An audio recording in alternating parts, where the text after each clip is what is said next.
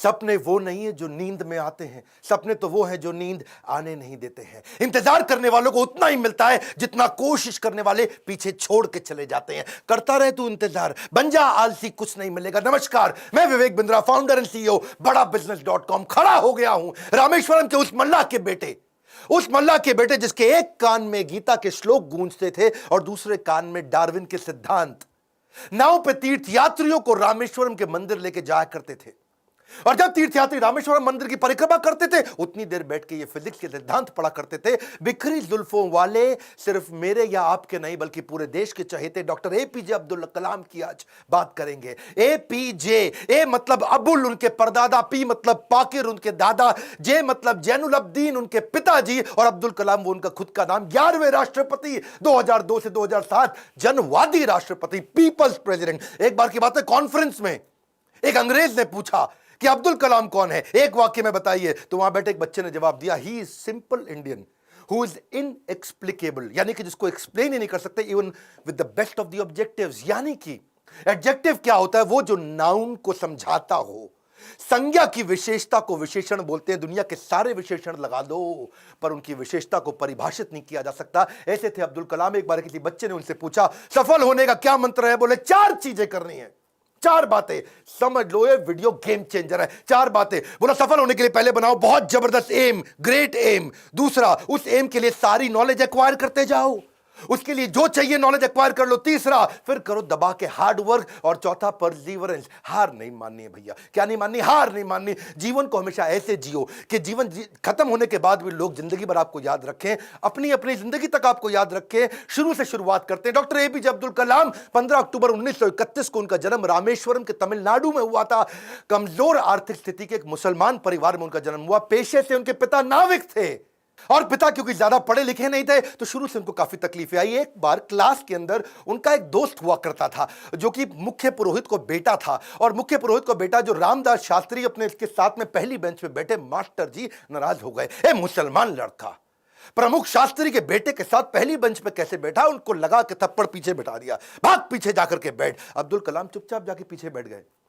और क्या सोचिए, इस घटना पे उन्होंने उस दिन संकल्प लिया, पीछे बैठ के दुनिया बदलूंगा। और पीछे बैठना कोई मायने नहीं रखता, इसलिए वो कहा करते थे देश का सबसे अच्छा दिमाग क्लासरूम की आखिरी बेंच पे भी मिल सकता है। अच्छा, परिवार बहुत बड़ा था, 10 भाई बहन थे। पैसों की कमी तो होनी थी, तो अपने खर्चा निकालने के लिए अखबार बेचना शुरू किया। छोटी उम्र में अखबार क्यों बेचते थे? इनको पता था पैसा तो मिलेगा, लेकिन सारे रास्ते में बेचते वक्त पूरे अखबार को पढ़ जाऊंगा। चलते चलते सारे अखबार को पढ़ जाया करते थे। 8 साल की जब उम्र में थे ना, ये बहुत छोटे थे। इनके गांव से कई किलोमीटर दूर एक मास्टर जी बहुत बढ़िया गणित पढ़ाते थे, और बोले सुबह 4 बजे 1 घंटे की क्लास फ्री है, उसी बच्चे को पढ़ाऊंगा सुबह 4 बजे जो नहा धो के आएगा। अब ये कई किलोमीटर दूर सुबह 3 बजे उठ के तैयार हो के नहा के ठंडे पानी से किसी भी मौसम में, सर्दी हो बारिश हो या तूफान हो, 4 बजे पहुंच जाया करते थे। कलाम जब रात को भी घर में पढ़ते थे तो उनके वहां पे लालटेन होती थी, केरोसिन ऑयल से जलने वाली। 7 से 9 केवल 2 घंटे का तेल था इनके पास में, वो केरोसिन ऑयल, मिट्टी का तेल। लेकिन पिताजी माताजी इनकी जब देखा पढ़ने में इंटरेस्ट है तो उन्होंने अपने लिए अंधेरा रखा और इसके लिए 11 बजे तक किया। मेहनत से कभी डरे नहीं, ईमानदारी से कभी हटे नहीं। छोटा लक्ष्य देखना पाप के समान है, इसलिए हमेशा महान लक्ष्य चुनना होगा। जब 5वीं क्लास में थे, उनके टीचर सुब्रमण्यम अय्यर, श्री शिवा सुब्रमण्यम अय्यर, जो बच्चों को सिखा रहे थे चिड़िया कैसे उड़ती है, उसकी डिटेल की डिटेल, चिड़िया कैसे उड़ती है, चिड़िया कैसे उड़ती है, बच्चों को समझ ही ना आए तो ये उनको वहीं समुद्र के किनारे ले गए और वहां उड़ती हुई चिड़िया दिखाई। और वो लाइव एग्जाम्पल जब दिखाया चिड़िया उड़ती हुई, उसकी डिटेल की डिटेल पंखों की समझाई, तो उनके दिमाग में वहीं से इनका प्रोफेशन शेप हो गया। उनका घर समुद्र के करीब था और इच्छाएं आकाश से आगे थी, वहीं से एरोनॉटिक्स इनको समझ में आया। हाई स्कूल इन्होंने रामनाथपुरम के एक श्वार्ट हायर सेकेंडरी स्कूल में किया। और एक दिन एक बार अपने स्कूल में किसी गलत क्लास में पहुंच गए, और गलत क्लास में जब अंदर घुसे तो टीचर ने इनको चपत लगाई, जब तक तुम्हें यही नहीं समझ में आ रहा कि तुम्हारी क्लास कौन सी है, मैथमेटिक्स की क्लास में तुम गलत क्लास में पहुंच गए तो तुम क्या पढ़ोगे और क्या आगे बढ़ोगे। और वहीं इन्होंने इतनी पढ़ाई करी मैथमेटिक्स में कि 100 में 100 नंबर ले आए। टीचर भी हैरान हो गया, अगर तुम सूर्य की तरह चमकना चाहते हो तो पहले सूर्य की तरह जलना होगा। बचपन से ही आसमान में उड़ने की इच्छा थी, इसीलिए इन्होंने मद्रास के हाईएस्ट कॉलेज, देश का सबसे अच्छा कॉलेज था MIT, Madras institute of technology, वहां एरोनॉटिकल इंजीनियरिंग में दाखिला लिया। बहन ने काफी पैसा अपना सोना गहना गिरवी रख करके इनको 1000 रुपए दिया। कॉलेज में अब एरोनॉटिक्स था तो विमान के डिजाइन बनाने थे, प्रोजेक्ट मिला, अब विमान के डिजाइन बनाने में लग गए और डिजाइन जो बनाया और टीचर को दिखाया, टीचर को पसंद नहीं आया और टीचर ने कहा अगर तुम एक अच्छा डिजाइन नहीं बना सके ना अब्दुल कलाम तो तुम्हारी स्कॉलरशिप छिन जाएगी, स्कॉलरशिप छिन जाएगी, स्कॉलरशिप छिन जाएगी। इनका दिमाग चकरा गया। टीचर की ये बात सुन के पांव के नीचे जमीन खिसक गई। 1000 रुपए बहन ने गिरवी रखे, मुझे गहने अपने दिए थे और इन्होंने टीचर से कहा मुझको 1 महीना दे दो, बहुत बढ़िया डिजाइन दूंगा। टीचर ने कहा कोई 1 महीना नहीं, 3 दिन मिलेंगे, 3 दिन।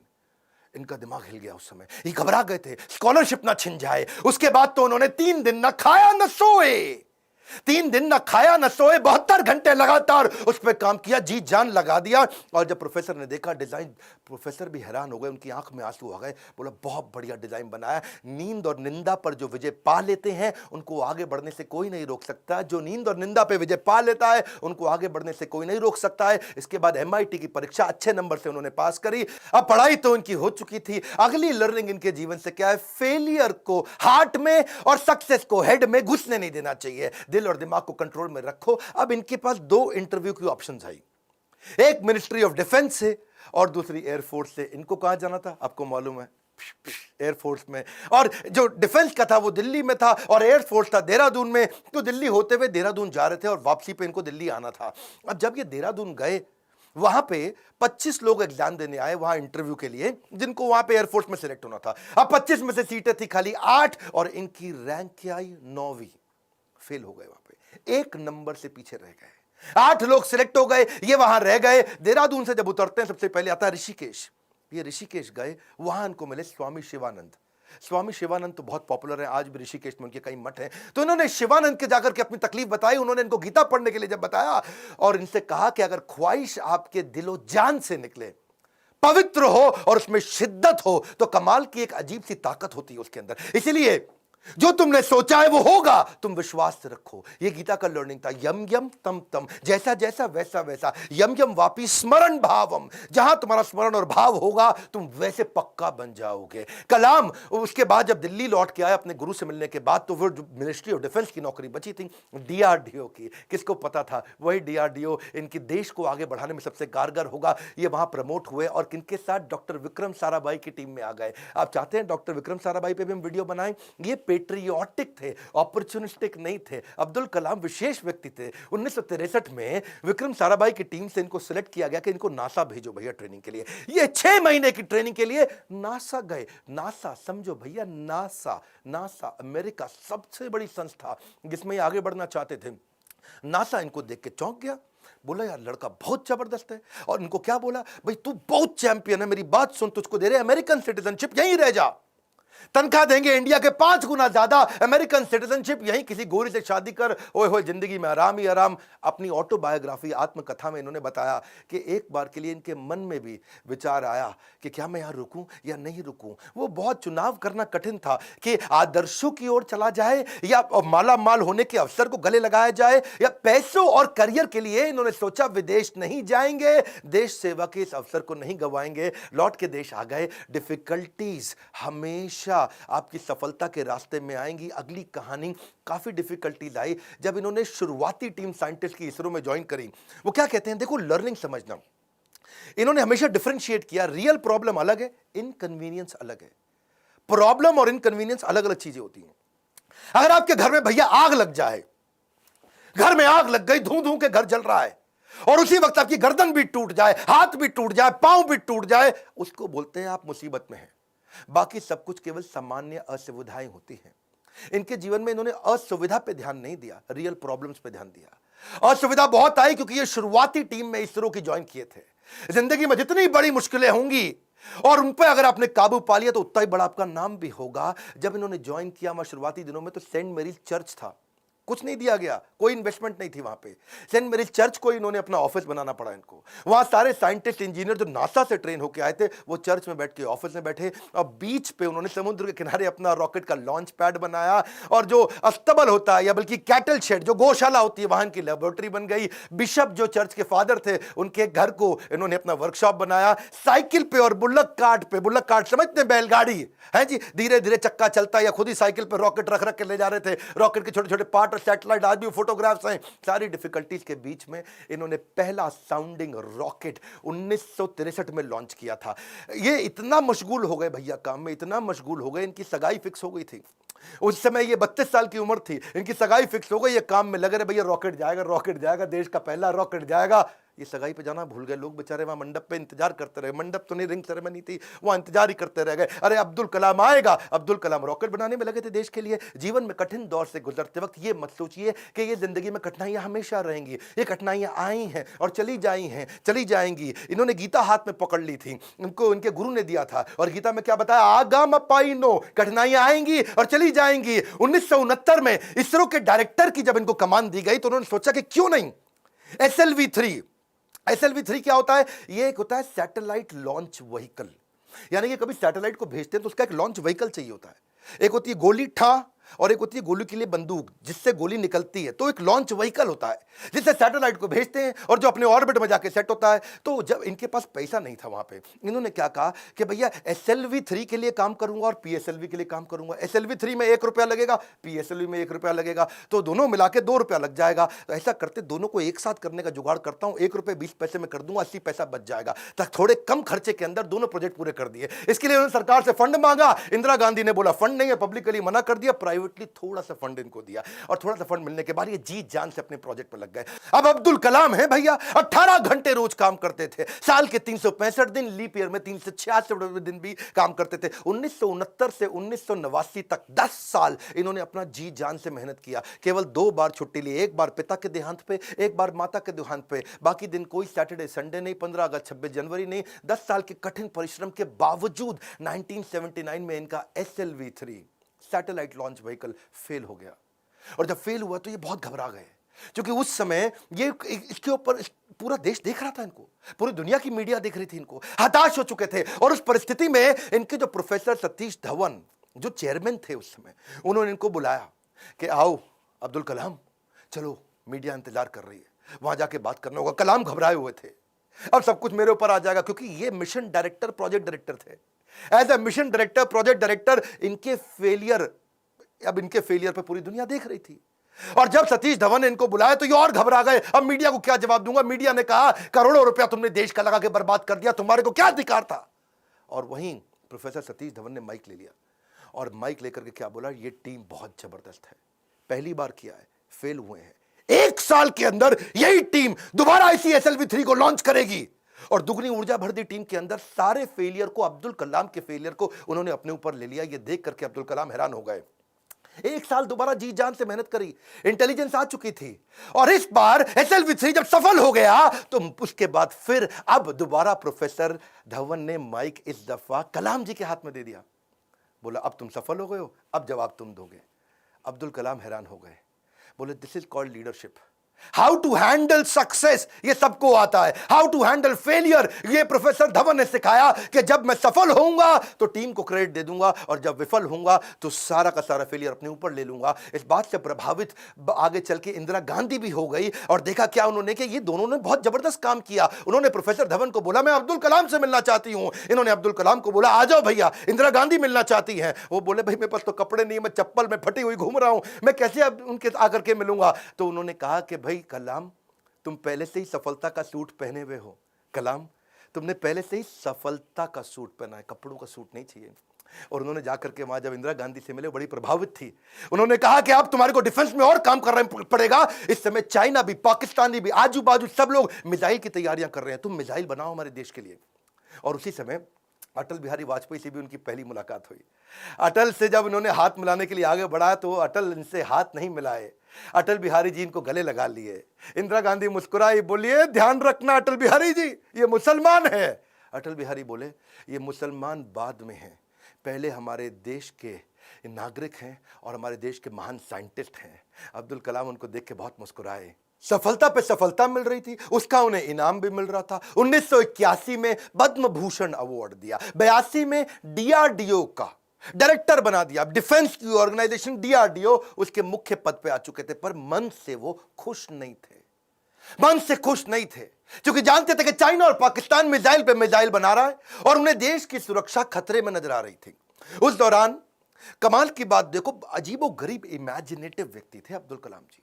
उन्होंने महाभारत को पढ़ना शुरू किया और महाभारत में बर्बरीक की कहानी सामने आई, उससे बड़े इंस्पायर्ड हुए।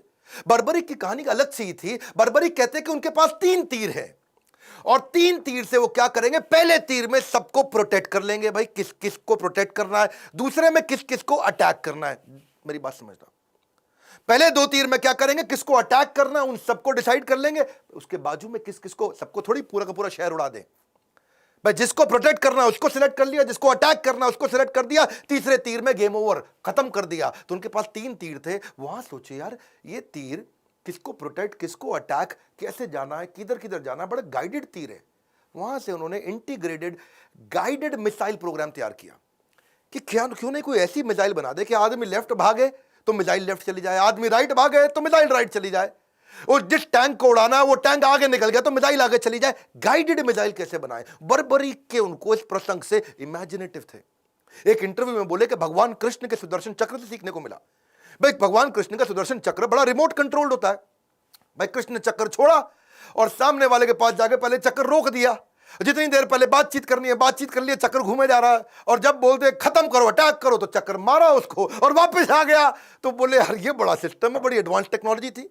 तो वहां से उनको इंटीग्रेटेड गाइडेड मिसाइल ये मॉडल उन्होंने शुरू किया और उसके बाद उन्होंने एक के बाद एक मिसाइल की झड़ियां लगा दी। देखो, who dare to imagine the impossible are the ones who will break all human limitations. Imagination के बारे में वो हर कॉलेज में लेक्चर दिया करते थे। 1985 में उन्होंने त्रिशूल नाम की मिसाइल लॉन्च करी, फिर उन्होंने पृथ्वी लॉन्च करी 1988 में। 89 में अब अग्नि के पीछे लगे हुए थे। उन्होंने आकाश भी कर दिया, नाग भी कर दिया, अग्नि नहीं होती थी उनसे, अग्नि में बार बार फेल हो रहे थे। अग्नि मिसाइल ये बड़ी इंपॉर्टेंट प्रोजेक्ट था, लेकिन देश भर में अब लोगों ने क्वेश्चन करना शुरू कर दिया। लोग अपने अपने हिसाब से इसका अलग अलग मतलब निकाल रहे थे, भाई क्यों फेल हो रहे हैं। अमूल ने तो वहां पे एक एड लगा दी, और अमूल कहता है जी अग्नि मिसाइल के अंदर तुम्हारा पेट्रोल कम पड़ जाता तो अमूल का बटर डाल लो। लोगों ने मजाक बनाना शुरू कर दिया और बार बार लोगों के सवालों के कारण ये बहुत सीरियस थे। और उसी 89 के एंड आने से पहले पहले इन्होंने अग्नि को भी सफल बना दिया। बार बार असफल होने पर भी उत्साह न खोना ही सबसे बड़ी सफलता है।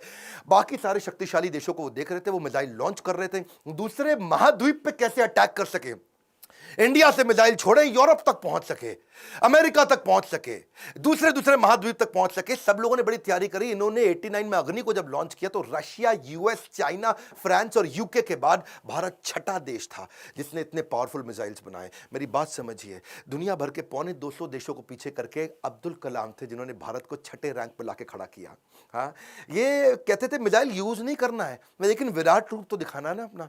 10वें अध्याय के बाद जब भगवान कृष्ण ने देखा कि अर्जुन उबासी ले रहा, अर्जुन सीरियस नहीं ले रहा, तो मैं विराट रूप दिखाऊं। और जब कृष्ण ने विराट रूप दिखाया, कृष्ण ने मारा नहीं, किसी को विराट रूप दिखाया, अर्जुन एकदम लाइन पे आ गया, बात समझ आ गई बात। इसीलिए कभी कभार बाजू का पाकिस्तान, चाइना जब आंख दिखाए तो विराट रूप दिखा दो, थोड़ी मिसाइल छोड़ देंगे, विराट रूप दिखा दो, अपने आप लाइन पे आया, समझ आ गया, वापस आ जाओ, सॉरी। तो ऐसा अब्दुल कलाम जी ने स्ट्रांग बनाया। उनकी मेहनत 1993 में और रंग लाई जब पीएसएलवी को भी उन्होंने सफल कर दिया। आज वही कलाम जी की देन है कि पीएसएलवी से हमने 10 रुपए किलोमीटर के कम खर्च पे भी मंगल तक सफर पूरा कर लिया जी। 2014 में हॉलीवुड की मूवी में जितना खर्चा था उससे कम के अंदर तो हमने मंगल का सफर कर लिया।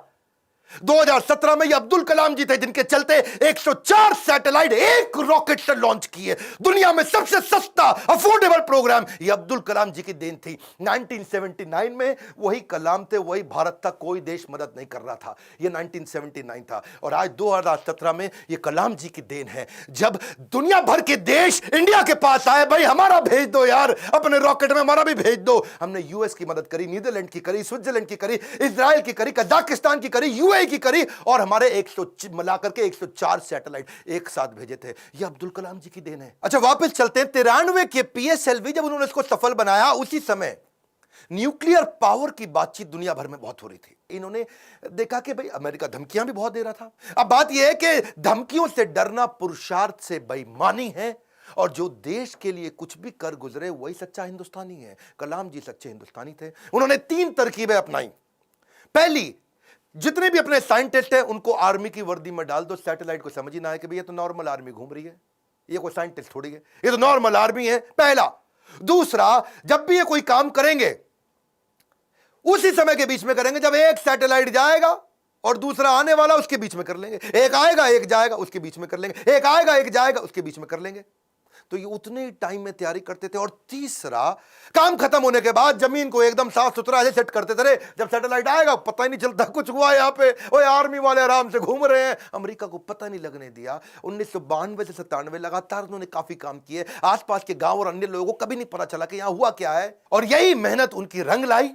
1998 में भारत ने ऑपरेशन शक्ति के नाम से परमाणु परीक्षण कर दिया, चुपचाप कर दिया। आज इन्हीं प्रयासों से भारत परमाणु समृद्ध बन पाया है। 5 देश थे उस समय में, फ्रांस था, यूएस था, रशिया, यूके और चाइना। ये 5 देश थे। हमें किसी से दिक्कत नहीं थी, हमें चाइना से दिक्कत थी, क्योंकि चाइना चुपचाप उस समय पाकिस्तान को भी परमाणु शक्ति दे रहा था। वो तो आपको पता ही है जी, है वो तो उसका नाजायज, मैं जरा नहीं बोलूंगा। तो उसके चक्कर में, पाकिस्तान और चाइना के चक्कर में यहां इंडिया ने काम पूरा कर दिया। उनके लगातार प्रयासों के चलते 1997 के अंदर उनको भारत रत्न दिया गया। 41 साल तक उन्होंने भारत की सेवा करी। 1999 में वो रिटायर हुए। उन दिनों वाजपेयी जी एक्शन में चल रहे थे इधर, यहां ये रिटायर हुए, वाजपेयी जी एक्शन में। उन्होंने फोन मिला दिया, ओ हाँ भी कलाम जी, बात सुनो यार, अपना मंत्रिमंडल हम बना रहे हैं, तुम्हारे को हम मिनिस्ट्री देना चाहते हैं, आ जाओ यार। तुम बुद्धिमान आदमी हो, विजनरी लीडर थे। वाजपेयी जी अपने आप में विजनरी थे। बोले अब्दुल कलाम को लूंगा तो बहुत अच्छा रहेगा, माइनॉरिटी भी हमारे साथ जुड़ेगी, बुद्धिमत्ता भी मिलेगी, इंटेलिजेंस भी बिल्ड होगा। अब्दुल कलाम जी को कन्विंस करने में लगे। कलाम जी बोले 1 दिन बाद बताऊंगा जी। 1 दिन बाद कलाम जी ने फोन कर दिया कि जी मैं अस्वीकार करना चाहता हूं, और मिल करके फिर जाके बोला कि मुझको एक नई पीढ़ी तैयार करनी है जो भारत को विश्व गुरु बना सके। एक नई पीढ़ी तैयार करने के लिए मैं कॉलेजेस में पढ़ाना चाहता हूं। अपनी टीचिंग के प्रोफेशन के लिए अन्नामलाई यूनिवर्सिटी तमिलनाडु साउथ वापस चले गए। अगली बार यहां तो सब ठीक हो गया। अब जब राष्ट्रपति बनने का समय आया 2002 में, कई लोगों का नाम आया, बहुत सी चीजें आगे पीछे हुई, और उन्हीं दिनों जब वो नाम आया तो फिर से यहां घंटी बजते रही इनके ऑफिस के अंदर, कलाम जी के। और जब ऑफिस में घंटी बजती रही, किसी को नहीं पता चला, तो किसी ने, इनके वाइस चांसलर ने इनके यूनिवर्सिटी में जाके भाग के कलाम जी को बोला, अरे कलाम जी आपके यहां प्रधानमंत्री जी का फोन आ रहा है बार बार। कलाम जी गए, उन्होंने फोन उठाया, तो नमस्कार, बातचीत शुरू हुई। तो वाजपेयी जी ने कहा, देखिए एक रिक्वेस्ट करूंगा, अब मना नहीं करना, पिछली बार आपने मना किया था, अब नहीं करना। तो कलाम जी ने पूछा, कहिए क्या रिक्वेस्ट है। वाजपेयी जी बोले, हम आपका नाम देश का राष्ट्रपति बनाने के लिए रिकमेंडेशन देना चाहते हैं, आप हाँ कर दीजिए। अब्दुल कलाम जी मुस्कुराए और बोले 1 घंटे का समय दीजिए। 1 घंटे के बाद वो वापस गए, उन्होंने फिर फोन किया और स्वीकार कर लिया। बोला ठीक है, मैं इसके लिए तैयार हूं। अब कलाम जी का राज्य अभिषेक होना था, जैसे भगवान राम का राज्य अभिषेक हुआ 14 साल के वनवास के बाद में।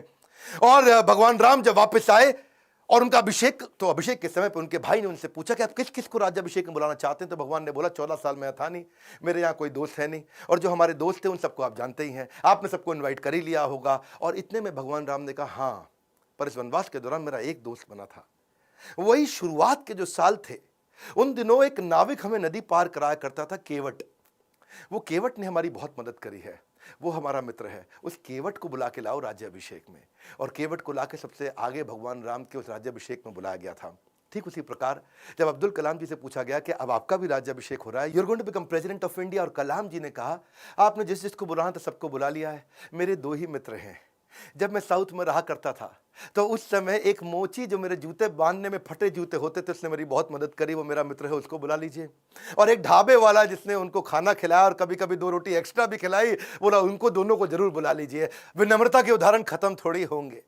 आमतौर पर जब व्यक्ति बड़ा होता है या राष्ट्रपति बन जाता है तो कहीं कहीं ट्रक लेकर के राष्ट्रपति भवन जाता है, और कहीं मल्टीप्लाइड एक्स्ट्रा ट्रक लेकर के बाहर निकलता है। पर अब्दुल कलाम जी केवल एक मात्र ऐसे राष्ट्रपति थे जो 2 सूटकेस से भवन में गए थे, और निकलते वक्त 2 ही सूटकेस लेकर के भवन से वापस आए थे। उनकी कुल संपत्ति में क्या था? कुछ नहीं था। एक रामेश्वर में उनका पैतृक घर जो उनके पिता ने बनाया था, 2500 उनकी किताबें, एक वीणा जिसको बजाने में उनको बड़ा आनंद आया करता था, वीणा बहुत बजाते थे, एक उनकी कलाई की घड़ी, एक सीडी प्लेयर जिसमें वो भजन सुना करते थे, एक लैपटॉप था, 6 कमीजें जिनमें 3 तो डीआरडीओ की दी थी, 3 उनकी खुद की थी, 4 पेंट थी टोटल जो 2 डीआरडीओ की दी थी, 2 उनकी खुद की थी, 3 सूट थे और 1 जोड़ी जूता। हाँ, लेकिन उनके पास खास बात क्या थी? 40 डॉक्टरेट थी। खुद पीएचडी की पढ़ाई कभी नहीं करी, कोई मेडिकल पीएचडी की पढ़ाई नहीं करी, पर जिस यूनिवर्सिटी जाते थे लोग उन्हें डॉक्टरेट देते थे। लॉ, इंजीनियरिंग, साइंस, कितनी तरह की doctorate, Padma Bhushan, Padma Vibhushan, Bharat Ratna, Veer Savarkar award, Ramanujan award, कई प्रकार के इनको अवार्ड मिले।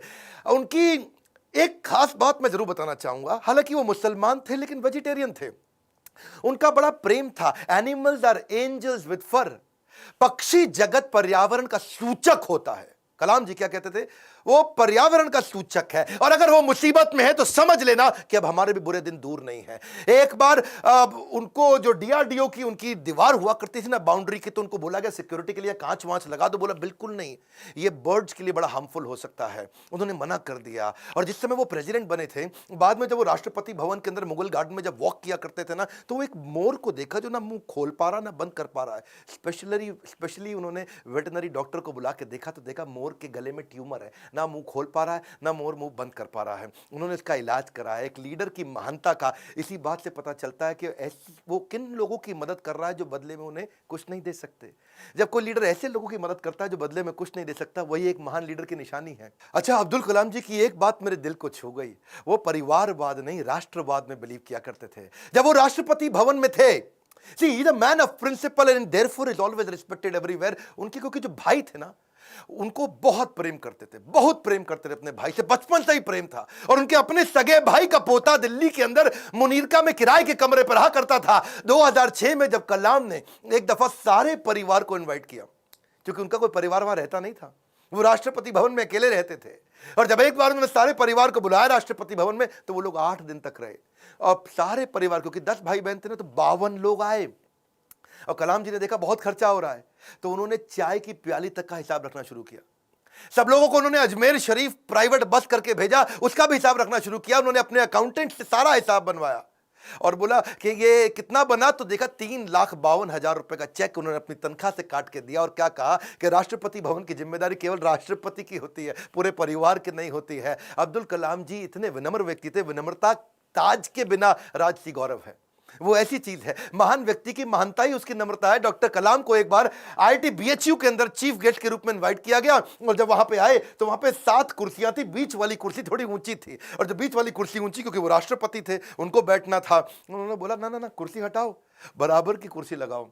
तो बोले नहीं सर, ये स्पेशल कुर्सी है हमारे चीफ गेस्ट के लिए। तो वो समझ गए कि चीफ गेस्ट कौन होते हैं भैया, जो एजुकेशन में महागुरु है वही है। तो उन्होंने वाइस चांसलर को बोला, आप आइए बैठिए। वाइस चांसलर घबरा गए, बोला राष्ट्रपति आप हैं, you are the first person of our country, आप बैठेंगे। बोला बिल्कुल नहीं। फिर उन्होंने अपनी कुर्सी हटवाई, बराबर की कुर्सी पे बैठे। कलाम जी ऐसे थे, ईमानदारी एक जादुई गुण है। यदि आपका हृदय ईमान से भरा है तो शत्रु का पूरा संसार आपके साथ खड़ा है। कहते हैं कि कोई भी पैतृक संपत्ति, माता पिता की दी हुई कोई भी पैतृक संपत्ति ईमानदारी के बराबर आपको अमीर नहीं बना सकती। सबसे ज्यादा अमीर व्यक्ति वही जो ईमानदार है, पूरा संसार आपके साथ खड़ा है। कलाम साहब तो एवर यूथफुल थे।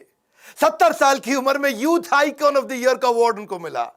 हमेशा जीवन में भगवत गीता और कुरान दोनों साथ में रखते थे। 83 वर्ष की उम्र में उन्होंने रिटायर नहीं किया, रिट्राई किया। He was not tired, he was inspired, he was not tired up, he was fired up। आंखों में रोशनी तो उनकी कम हो रही थी, पर युवाओं के भविष्य को रोशन करने में लगे थे। उनके शरीर के पांव के कदमों की गति कम हो गई थी, पर देश की समृद्धि की गति को बढ़ाने में लगे हुए थे।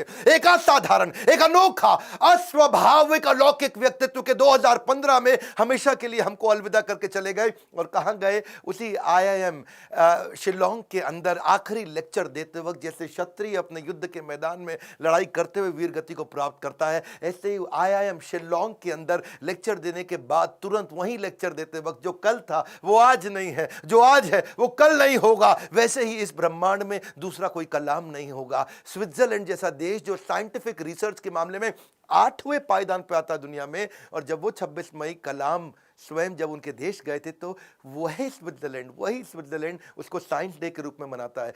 यूएन उनके जन्मदिन को यूएनओ कहता है कि इसको हम वर्ल्ड स्टूडेंट डे के रूप में मनाते हैं। बन जाती है परिभाषा भारत के सम्मान की जब जब बात होती है श्री APJ अब्दुल कलाम की। अब्दुल कलाम जी रेस्ट इन पीस नहीं है, बट रेस्ट इन मी है। अब्दुल कलाम जी आप लौट गए, आप कैसे आएंगे? अगर आप नहीं आएंगे तो आपके शिक्षा के रूप में तो आप हमारे साथ हैं। आज बड़ा बिजनेस भी, इतने सारे बिलियनियर प्रोफेसर हैं, आप हमारे प्रोफेसर नहीं है, लेकिन आपकी शिक्षाओं को हमने प्रोफेसर बनाया है। आज बिलियनियर प्रोफेसर के साथ अफोर्डेबल तरीके से सबको सिखा रहे हैं। आज कलाम साहब भी अगर हमारे प्रोफेसर होते तो कितनी ताकत बढ़ जाती, पर उनकी लर्निंग को तो प्रोफेसर बना सकते हैं। एक ऐसा व्यक्ति जो मिट्टी के तेल में पढ़ करके जीवन बिताया, जिसने हाथ में फिजिक्स की किताब जिसने दिन रात पढ़ाई करी, अखबार बेचते बेचते पढ़ना सीखा। और हाँ, 23 जनवरी को सुभाष चंद्र बोस जी का जन्मदिन है। क्या आप उनके बारे में वीडियो देखना चाहते हैं? कमेंट बॉक्स में बताइए। सरदार पटेल के विषय में वीडियो देखना चाहते हैं? कमेंट बॉक्स में बताइए। शेयर करिएगा इस वीडियो को। वो क्या है, गाली देता है ना कि कोई मिनाटी खूब गाली देके मिलियन सब्सक्राइबर बनाता है, बच्चों को लगता है कूल है। देश का चरित्र बनाना है, गाली बोलना नहीं सिखाना है। इस वीडियो को शेयर करिए। अगर आप माँ बाप, अपने बच्चों को जरूर दिखाइए। हमारे को और अब्दुल कलाम बढ़ाने हमारे देश में, इस वीडियो को देश भर में, दुनिया भर में पहुंचाइए। हमारे साथ जुड़े रहने के लिए, नए हैं तो आके सब्सक्राइब करने के लिए आप सबका हृदय की गहराइयों से प्रेम पूर्वक बहुत बहुत